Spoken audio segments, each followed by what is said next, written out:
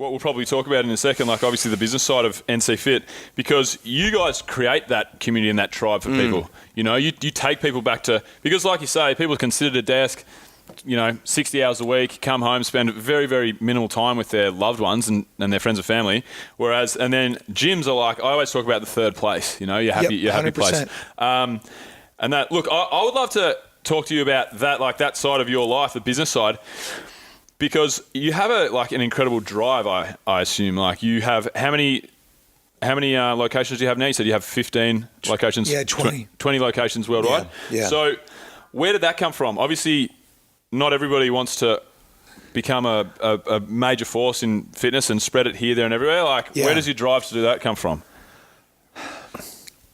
It's just kind of built in. I just think that as a business, we need to constantly be evolving and adapting, and to create trajectory for our staff is so important, right?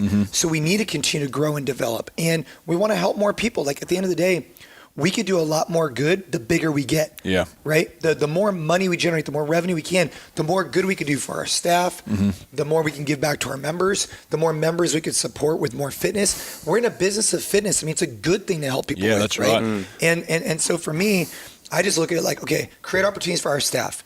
If the more staff we could create opportunities for, the more people they could impact. The more people they can impact, the more outside influence we could have. So for example, we host an annual blood drive. It's the largest in Northern California, right? Because we have so many members here. They want to be something bigger than themselves. And so we encourage them to donate blood because I've seen it save people's lives. Yeah. But that's an example of how a business can do good, but still be profitable. Yeah, right? That's right. That's right. It's like there was a fantastic conversation Sam Harris had on his podcast with this guy, William McCaskill, and he was talking about effective altruism, so giving without getting anything from yourself back to yourself. But there's a point there where you have to, do you actually take more money for yourself, grow your business, be more entrepreneurial, drive yourself harder, and so on and so forth, not give as much back because you can affect more people. You know what I mean? There's I that don't even fine know if line. I agree with that altruism thing, because it's like, if you believe in the product and you believe in the value you can give, you're getting something back anyway by giving to those people. Like you just said, you were speaking to Gary Vee about two days ago or so, and one of the biggest things he always says that I love is the best way to be selfless is to be selfish. So you get yourself right first, and then you go, hey, well, these things that have worked with me, or whatever it is, this actually really, really helps, and I believe in that. So I can give that away to the people that I'm trying to help. Yeah, I think for us, from a business perspective, I look at it like a sport, right? I mean, I've competed professionally in sport CrossFit for a long time, and I want to win. Yeah. I'm very competitive. Yeah. In business, I want to win. And what is winning for us? It's continuously growing, creating more opportunity, helping more people become more fit. And then with that huge network, now what can we do with it, right? We can do all kinds of good stuff, from blood drives to philanthropic work. But you got to have the network, you got to have the reach to do really good stuff. And once you get that reach, you have a responsibility to do good with it. At least that's my perspective on For sure. That's great. So what about you go? I wanted to bring it back to its roots a bit. How did you get the nickname Bear? The Big Bear. I don't honestly. How do you think, mate? Yeah, that's right. I think it's because you know, the California bear is like it's on our flag, right? Yeah. And it's a very symbolic of California. And so, early on, it was like the California Bear, Rogue Fitness put out a shirt, and I think it's just been that way ever since. Oh, really? Fuck, man. I thought it was something. I thought it was just like the way you kind of muscled around. It's like, all right, the Big Bear's ready to pick up a bar. You got a hairy chest? Maybe you got a hairy chest, right? Oh, yeah. Hairy crack. No, I keep it clean. Call me the hairy crack Bear. So when you're going through this whole growth period with NC Fit and so forth, what were the hurdles you kind of cross? Because there's obviously levels to business, there's the way that I look at it is like peaks and troughs. Like you get to a certain point, you're like, oh fuck, I've got to put on a bunch of staff here, and then all your systems change and you have to kind of get the hang of that, and then grow again, get to a point where you're like, okay, now we have to put on a second establishment that I'm not going to be there, I'm not going to be able to oversee. What were some of the biggest hurdles? Because like you said, you've got quite a large team.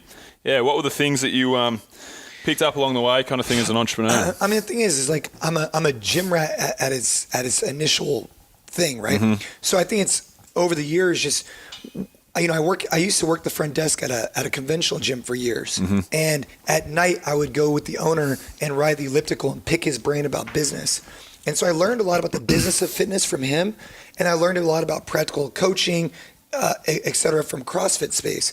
So putting those together was organic for me because I already had this background in the conventional gym where it was about being business, right? Yeah. Not just opening as a hobby, but actually thinking about it as a business. So as I grew, I thought about it more as a business. Okay, I have one location. Let's make it profitable. Now all of a sudden we have a coach that needs an opportunity. How do we create an opportunity for him? Well, I don't want him to go do something on his own. Let's do it with him. And it just kind of organically happened that way. Now, obviously hurdles is as you professionalize, as you grow, it's maintaining quality, right? And it's creating trajectory for your people. And I think over the years, I think we've done okay, but I think we could have done better with laying out the expectation early and often. I think sometimes I just assumed people knew what we wanted, but didn't really explain what it was. And that's something we could have done a lot better earlier on. It could have solved a lot of problems for us. So you mean in terms of like the vision of the company, or you mean the what your expectation is for each individual employee? That's right. Or, yeah, it's like with each individual, like I would think like for me, it's like work hard, just boom, boom, boom. Like when you hire someone, it's like just, for me, it's like I don't need someone to tell me what to do. I just want to go out there and just make it happen. I want to go grow the business. I want to coach class. I want to offer the best product because I'm inspired. I'm driven.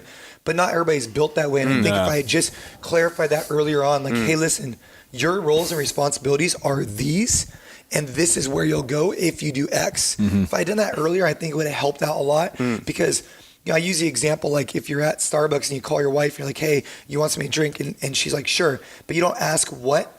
Then you bring her home a drink and she's unsatisfied because maybe you got her the wrong drink. Yeah. But you got me a soft drink. I asked for a fucking bagel. Right. But you got me a latte, but I wanted a cappuccino. Whatever. But it's like, it's because I didn't ask, I didn't set the expectation right. I should have said, hey, what are you looking for? So she could have told me so I could have delivered on it. I think as a business. You assumed. Yeah, I assumed. I think as a business, you assume people are doing X, Y, and Z. But I think if we had just said it earlier and often, it would have solved a lot of these problems. That makes sense. Yeah, because I wanted to pick your brain there because there's a bit of give and take with it as well. And if like you take on someone, there's like a good line between like taking the authoritarian approach of like, this is what we want to do, this is how we want to do it. And then there's like a bit of take as well where it's like, oh, well, what can you offer us? And like, how do we find common ground in that as well? So do you find that like compromise with your employees, I guess?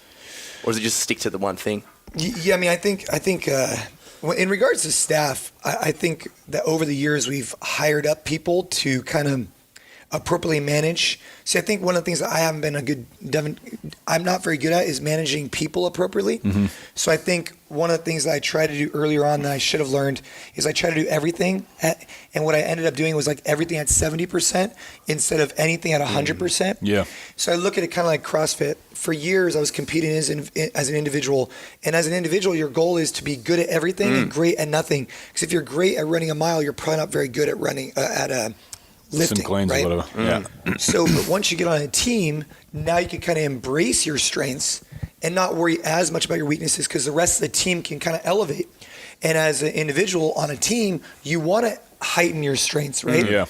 One of the things we didn't do as a company, which we wish we had done earlier on, was delegate appropriately earlier on to enable people to really get to their 100% and elevate them to be great instead of all of us to be good at everything. Right? Yeah. So for me, I'm answering the phones, I'm coaching, I'm doing this.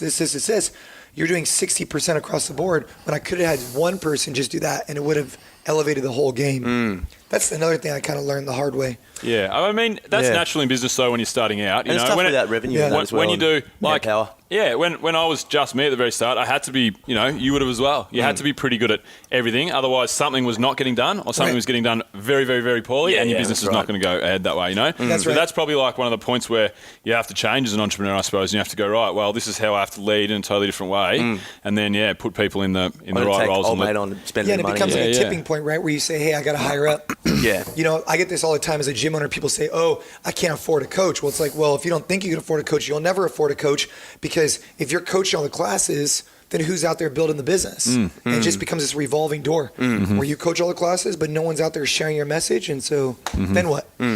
Just on a actually in-gym kind of basis question, do you actually get in and coach classes from time to time to still get your face now, or you actually have stepped right away from that? Yeah, I mean, this morning I taught at one of our corporate accounts. So, yes. Cool. I mean, I love, probably my two favorite things to do, probably three. Love to coach. I love to give like motivational talks. Like I just got back from New York giving one, and I like to talk business of fitness with gym owners because I think if I could talk business, that could last a lasting impression on them that they could then help their members longer. For years, I've been kind of like an animal in a cage. You know, I'd show up to events. Big bear, mate. Yeah, big bear with a hairy crowd. Bear in a cage. Big hairy crowd. I'd be like, you know, snatching or doing whatever, and people be watching, and they get inspired. But then after that inspiration, they kind of leave and they go do their own thing. Yeah, that's now, right. if I can inspire an owner and they could build their business, now all of a sudden they're building more trajectory for their staff and for their members. So that's where I get a lot of, you know, drive. Yeah, cool. There's a lot of gyms out there. So Tommy's heavily involved in CrossFit. I was a CrossFitter for a bunch of years there. Jason already knows that. I mean, this isn't exactly a small. But there's a lot of, so in CrossFit, I got a lot of friends that are affiliate owners and a lot of people that I know and so forth from the Australian community, basically. And a lot of the gyms aren't exactly thriving, it's fair to say. Where do you think people are falling down in that regard? Because you're obviously the opposite of that. You know, NC Fit is thriving and thriving and thriving, and you're helping gyms to get out there and do the same thing. Like, what are people, where's it breaking down in that community in particular? I think it's a byproduct of two things. Number one is, just like anything in any industry that saw the growth that CrossFit has, you will have people that will fail, period. I mean, whether it's CrossFit, opening, you know, a coffee shop, whatever it may be, you know, especially when it's a license model and not a franchise, it's totally different. Yeah, because you can do what you want. That's right. Where if you open up a McDonald's or whatever it may be and you're licensing a name, they give you guidelines and expectations, and the barrier to entry is high.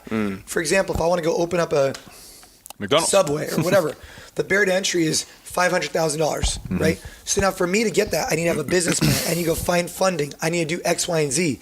For a CrossFit gym, you can open it with 20 grand. Yeah, it's true. And so the barrier to entry is low, the learning curve is high, and there's no franchise model that's replicated. So what happens is you have this amazing growth because anybody could open one, but then a lot of people open it as a hobby and not as a business. And then what happens is they don't make any money, Now all of a sudden they're 2, 3, 4 years down the line, and what they start realizing is their passion, they start developing resentment for it because they're losing money every month or they're breaking even. And one of the things that a lot of these owners don't realize is if you're making 20, 30, so I've been on the phone probably in the last 2 months, I've been on the phone probably 250 to 300 gym owners just in the last couple months. And one of the things I try and explain to them is like, hey, what's your take home income? You know, on average, let's call it $2,500. But if you actually evaluate this based on risk, they're actually negatively money, right? Because if you're making $2,500 a month, but you have all the risk and liability of your staff, someone getting hurt, it's actually negative. You're better off closing the doors and go becoming a member of a gym and go find another job. And so these owners need to realize that it's not a hobby, it's a business, and they need to treat it like one. That's a tough one, isn't it? Because it's tough, like, I guess, especially when like the sweep of CrossFit came and people were like, oh shit, you know, like gyms are starting to build and stuff. There's like a disconnect between going, oh fuck man, I'm just going to be able to like make people laugh and train all day. Well, the majority of your time is actually on a computer. You know? That's right. It's a real tough one. Well, I mean, it is a real tough one because what I find more than not, and I've probably talked to more gym owners than potentially anybody in the space, is that, you know, it'd be 3 buddies, they join a gym, they get fired up about CrossFit, which it's life-changing, right? But it's like, okay, you throw in 10 G's, there's no partnership agreement, there's nothing. And it's just because they're inspired by it because it changed their life. And I think there's nothing wrong with that. And actually, it's motivating to me. Problem is that, you know, I love food, love it. But it doesn't mean that I think I'm qualified to go open up a restaurant. Exactly. Right? I'd rather just go eat, fine dining, and then, you know, have some margaritas. Go and do something that you know and that you've got a business plan and a model. Well, I think it's something to be back to, you know, earned confidence versus perceived confidence and, you know, competitive advantage. I mean, for me, at the age of 14, I started working at a gym, right? So from when I was 14 till when I was 21, I worked at a gym, and then I opened up the gym, my own gym, at 22. So for 7 years, I developed knowledge, front desk, sales procedures, you know, riding the elliptical every night. And these were things that allowed me to have a competitive advantage and have the earned confidence through all this hard work to go open up a business. But I think there's something different between that and just perceived. Like, that's interesting. I could perceive that I have confidence and slap myself in the face and say, yeah, I could do this. But if you haven't earned that right, it's a lot more challenging. You know, think about it like a UFC fighter, right? When they go into the ring, they've earned the right to be in there from decades of training. Whereas if one of us go in there, it's a totally different thing. We could. I'm not going in there with any sort of perceived confidence, my friend. We can tell ourselves all we want. Before you punch me, let's do a snatch off. Let's do a win.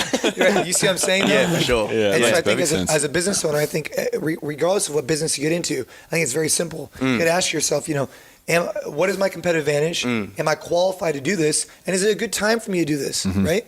I mean, because if it's not good timing, you just had a kid or whatever, you might be better off just taking a step back for a minute. That's interesting, the old perceived confidence versus the earned confidence. I've never heard that before, but it makes perfect sense. I like it. Discovery Roger, go for deploy.